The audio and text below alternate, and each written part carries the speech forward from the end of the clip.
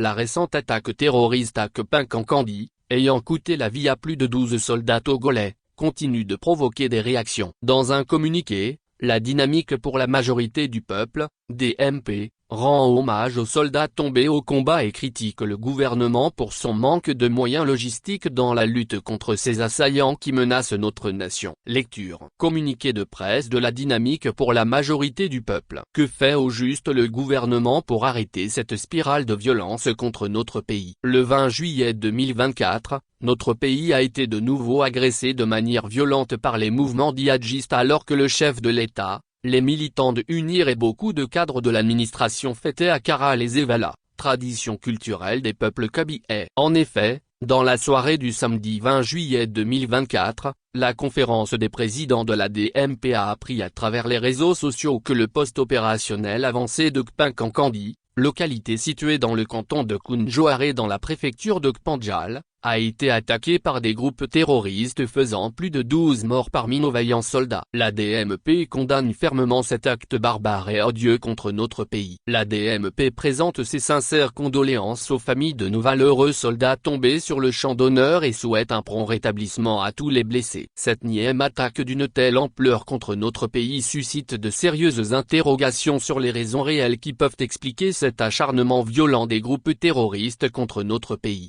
La diplomatie de